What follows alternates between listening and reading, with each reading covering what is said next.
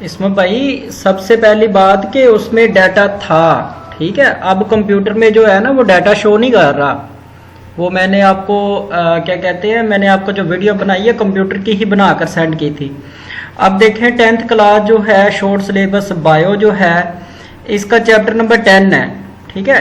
ये टॉपिक है उसके। और इसमें देखें आप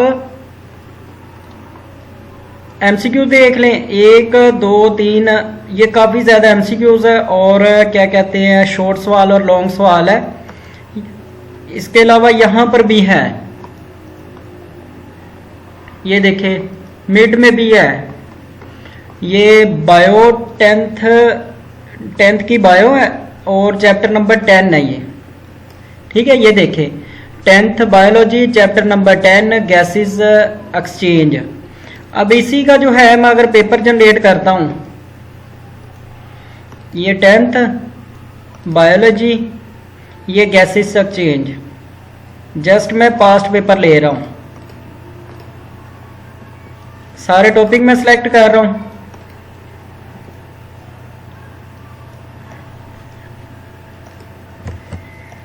कितने एमसीक्यू शो किए? 2।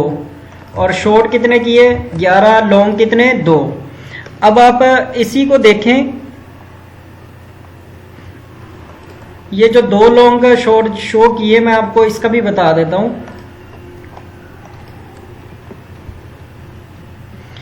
ये पहले है द लेंथ ऑफ ट्रैकिया, आगे अमाउंट ऑफ ऑक्सीजन इन। अगर इसको देखूं मैं इस तरफ जाकर,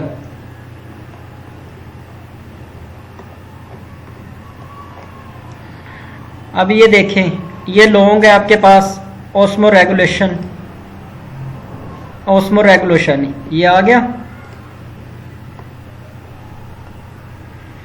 उसके बाद है एरोबिक रिस्पायरेशन।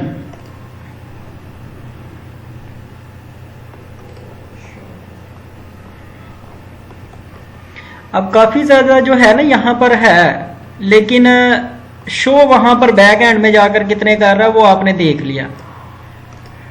अब यहां पर एमसीक्यूज को अगर टैली कर लूं मैं,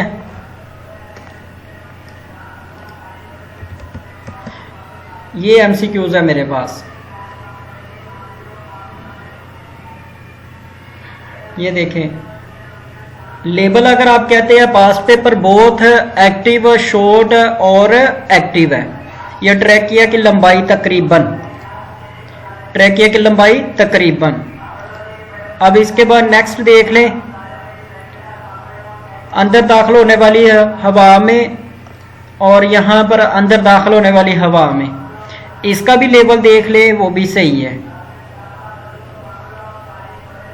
अब यहां पर जो है ये देखें, लेवल तो मैंने वही रखा, past paper both active short syllabus और एक्टिव।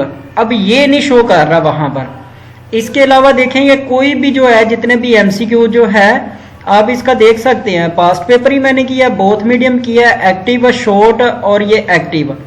ये ओवरऑल सिर्फ मैं एक चैप्टर का मैं बता रहा हूं, ये ओवरऑल सारा इशू जो है ना ये बन रहा है। अब इसमें ये मुझे बताएं कि कहां पर मैंने मिस्टेक की है। और दूसरा जो कंप्यूटर का था वो मैंने कंप्यूटर की बुक खुद ऐड की है, मैंने आपको उसकी वीडियो भी बनाकर सेंड की है।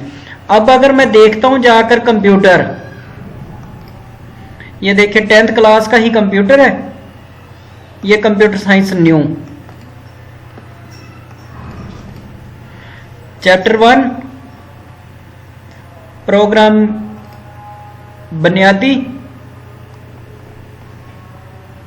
यहां पर अब कहीं पर भी जो है ना आपको पास्ट पेपर शो नहीं करेगा, जबकि आपको मैंने पहले जो वीडियो बनाकर सेंड की है उसमें आप देख सकते हैं कि मैंने जो है ना वो पास्ट पेपर इसमें ऐड किए हुए हैं, सेम इसी तरह जो है ना मैंने ऐड किए हैं।